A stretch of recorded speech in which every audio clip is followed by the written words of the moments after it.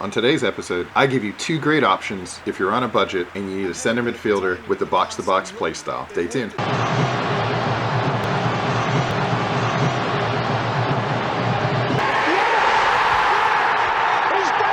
Hey guys, so we're going to talk a little about the box-to-box playstyle and what makes this really good and potentially why this might be the best playstyle for a center midfielder. What box-to-box gives you are some really good options with players that have a range of skills as far as technical, physical, and being able to shoot. In a lot of the other positions, hole players, creative playmakers, destroyers, you get players that are specialists in either technical, in shooting, in defense. Box-to-box really is your all-arounder or your average player in the sense that they usually have to be good across multiple areas. So with box-to-box, you're going to get a player that is going to start off and kind of hang around that midfield area, but as they start to move throughout the pitch, they're going to pick up the ball in defensive midfield or actually potentially closer to your box, and then essentially move all the way up until they're at the opposition's box. And the goal is to kind of have them read the game a little to understand when they should make those runs and when they shouldn't make those runs. Pretty much they always come back to defend, but in certain scenarios they won't push forward, and in certain scenarios they will. So you've got a player that adds an extra man when you're looking at defense that really kind of moves into an anchor position or a defensive midfielder position when you're on defense, and then a player that moves into the attacking midfielder position or shadow striker position when you're in offense. And so you get this really big swing and range of field coverage with a box-to-box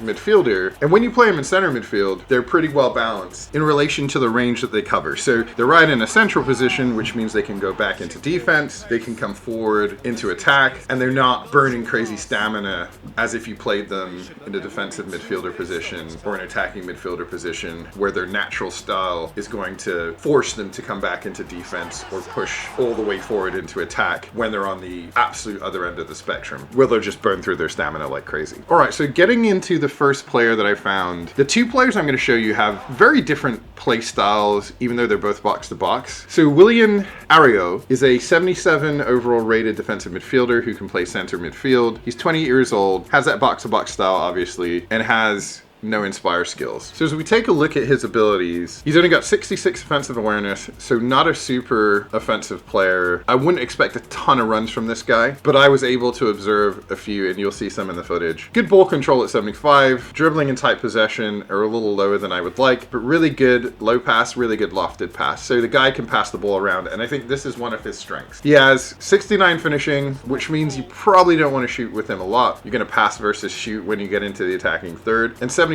heading. This is actually really good. So this allows him to win headers in the midfield, and we'll talk a little about some of the other stats that help that too. He's not super fast, 72 speed, 74 acceleration. I will say that he feels faster in game, so don't take this as gospel. He definitely feels faster than these stats. And then 74 kicking power, again, you're not really going to use him to shoot. I would not recommend it. Now, 76 jumping mixed with 75 heading. You've got a legit threat in the midfield to bring down headers. He's not going to be a crazy beast like an Olivier Giroud or something like that, but he is going to bring down his fair share of headers in midfield. And in a lot of cases, you're playing against guys that aren't able to win headers in the same way that he's able to win headers. That paired with the fact that he has 81 physical contact, again, really help him assert his dominance in midfield. And this is one of the things that I felt about him that was really positive. He was really able to use his body, use his physicality to control the midfield in a way that you could really feel he'd put his control over it. He's got 84 stamina, which again really helps his cause in midfield, and this is something that a box-to-box midfielder really needs as they're kind of running back and forth between attacking midfield and defensive midfield when they're in that center midfield position. So as we move on to take a look at his other skills, this is where I think he really excels. 76 defensive awareness, 78 ball winning, 75 aggression. Really good defensive stats. So he's a good passer, he's pretty physical, and he's got really good defensive stats. This is what I really like about him as a box-to-box player. He really gives you something at either end of the spectrum. Not necessarily a striking threat, but someone who can dominate the midfield physically, defend very well, go win you balls back, and then pass those balls off. So actually be a practical outlet to move the ball up the field and then chase those balls and run into positions to support the attack. He's got a weak foot of 2, which isn't great. So you're going to have to look at making sure that you're passing on his strong foot, which is his right foot, but he's got a conditioning of 6. This is really good because, again, it means that you're going to get him playing at or above his skill level, and probably more above than you would normally expect. And so this is really positive. It means that you're going to get a better player than you're paying for the most part. He's got an injury resistance of 2, which is pretty average, so he should be available for most games. Now, his height of 181, I feel like he feels taller in game, to be honest with you, and I know how that sounds strange, but I think it's because he's pretty light. He's only 74 kilograms, which means that he's got a really thin body style. And because he's fairly tall and he's light, it makes him feel faster. It makes him feel like he can jump higher. And for some reason, it just makes him feel taller. I'm sure his hair has something to do with that too, because he's got a little bit of an afro. So as we move into his skills, this is again where I think he really adds something here and makes a really, really good box-to-box midfielder. He's got marking. So marking gives us the ability to stay really tight with a player and win the ball back. That is huge in a player that's going to be playing in defensive midfield and central midfield. Paired with his physical ability and defensive stats, this gives him this aura of being able to just take people and bully them to get the ball back. He's also got interception. So marking gives you the ability to obviously get on a player and follow them. Interception gives you the ability to take the ball before it's even reached the player, right? So that's really, really good as well. Then he's got acrobatic clear to add to all of this, which allows him to clear the ball, to get to these balls that you wouldn't usually be able to get to, and knock them out of bounds, redirect them, again making him just really, really dangerous as the opposing team tries to push forward, giving you an ability to disrupt their attack. He's also got captaincy, and what captaincy does is it reduces the fatigue of other players on your team. So he's got 84 stamina, so he's actually pretty good with stamina. You'd expect a player like this to be able to go full force until the 70th minute pretty easily, but captaincy, what that's going to do is going to reduce his level of fatigue and everyone else's level of fatigue as well. That then mixed with fighting spirit, and if you've seen my other videos, I talk about this a lot, fighting spirit gives you the individual ability to push past some of the fatigue. So he's got captaincy, which is a team skill, and fighting spirit, which is an individual skill, both that reduce the effects of fatigue when you're playing. So this is a guy that can go all game and actually helps other players to do the same. Really, really solid skills. They're, in my opinion, probably tailored to more towards defense, but I think in a box-to-box player, you need to choose the style that you want. I like a box-to-box that's a little more defensive, and that's why I think these are really, really good. As we go into team role, he starts as a leader 2, which is actually really solid. So you're going to get a boost to some of your in-game or match play based on the leader team role. So that's something that is that bonus. And then if we look at his development sheet, unfortunately, he's a little older. So he's 28 years old. It looks like he's going to stay pretty steady, so you're not going to lose any skills, at least probably for the next 2 years. But this might be a player you want to learn instead of buy, because ultimately, you've only got him at peak performance for 2 years. So something to consider. So as we go into play, what you're going to see is you're going to see a lot of him basically being in the right situations, being able to pass the ball off, being able to kind of stay strong on the ball. And really, the biggest thing you're going to see is his passing. You're going to see some examples of him bursting through. You're going to see some examples of him bullying or winning headers. But really, the biggest thing you see from him is the passing. I think that was the thing that was kind of his like hidden stat, where he just got in really good situations to receive the ball or win the ball and then make simple plays and then run into space to support the attack. That's really what you're going to get from this player. And that's why I think he really should be a consideration for you if you're looking for that center midfield box-to-box style. There's really nothing else to say about it. That's what you're going to get. All right, so as we move to the next player, his name's Onyeka. He's 75 overall, central midfield player, right-footed, 22 years old. So on the other end of the spectrum from an age perspective, much younger. He can play defensive midfielder and he can play a range of attacking positions. So it looks like you could train him to play left winger, right winger, striker. So a very, very different type of player. Heads up, he's going to be a much more offensive player than the last one. So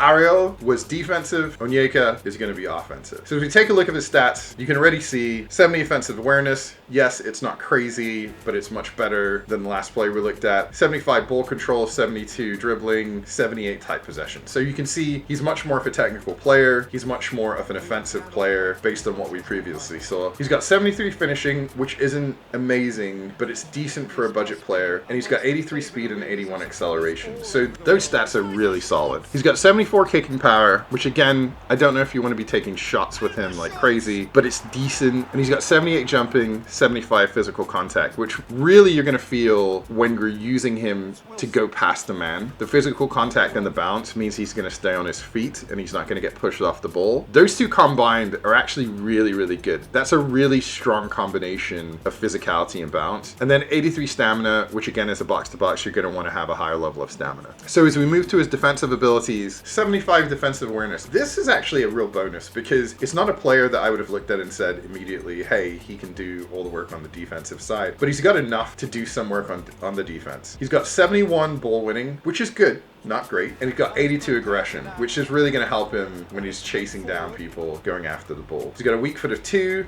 conditioning of 5, which means for the most part he's going to be at or above his skill level, and then an injury resistance of 2.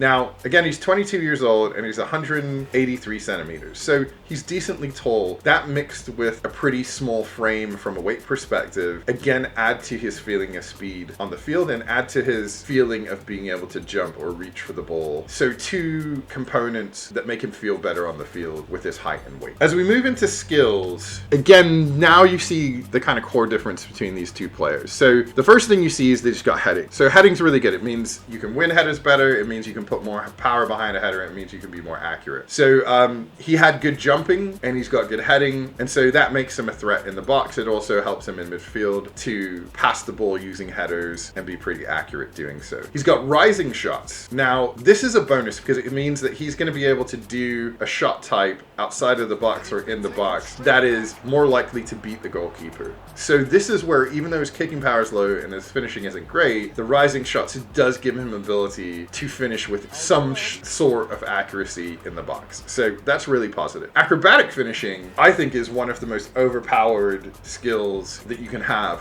when you're going to shoot from range or when you're in a situation where you're passing the ball around and doing kind of one-touch passing. So this gives him the ability to hit the ball cleanly pretty much every time, even when he's being bullied or pushing around. And that mixed with one-time shot make this guy super dangerous because it means that he can get a through ball or a pass, or he can be running at speed and be able to transfer all of that power to a shot that is going to be accurate. And so this is super dangerous. This combination of rising shots, acrobatic finishing, and one-time shot is actually really, really dangerous for a player that's going to be bursting into the attacking third and isn't naturally going to be marked. It means that you are going to get an opportunity to take some long-range shots, even though he doesn't have long-range shooting. Maybe wait till you take that first step into the box to release it. You'll have a lot more accuracy if that's the case, but you can actually try some pretty crazy shots for this guy, and you genuinely have an opportunity to score some of them. It also means that rebounds and things like that for your other strikers do have a higher chance of happening. The other thing you'll see is he's got one-touch passing.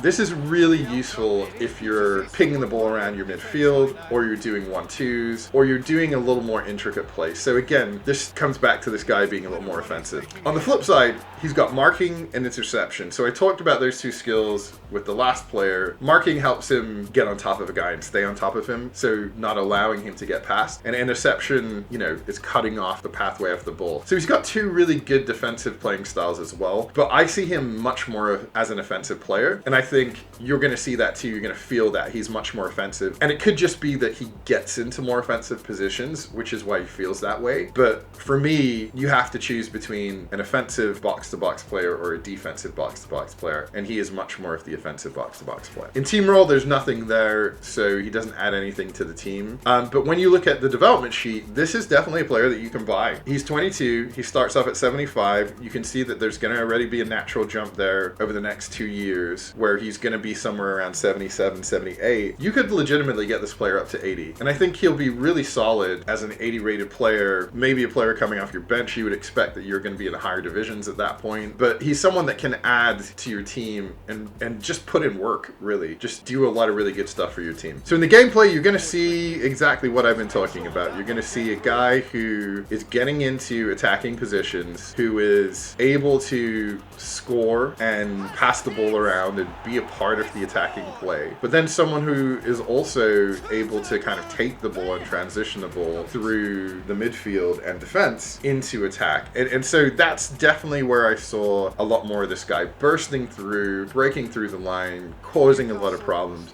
Similar, I guess, to a Hull player. The only difference would be that he's picking up the ball a lot earlier in the play and he's transitioning the ball himself versus bursting through off the ball. That was the thing I think is really different about him. He's a guy that's going to carry the ball through midfield. He's a guy that's going to play a lot of 1-2s to get through that midfield area, and he just gives you some really good options offensively. So again, he's budget, so he's not going to be crazy like a Pogba or something like that, but he does give you a ton of options at this budget that allow you to do some things that, to be honest, a lot of box-to-box players at the budget level aren't going to give you the ability to do. All right, so try these guys out. Let me know what you think. I think they're pretty good for the price. If you know anyone better, please let me know. Leave a comment. Tell me what you think about this. And I'll be back soon to finish off the Center Midfield series. Thanks, guys. See you later. Hey guys, I'm new to YouTube, so if you like the content, please give me a like.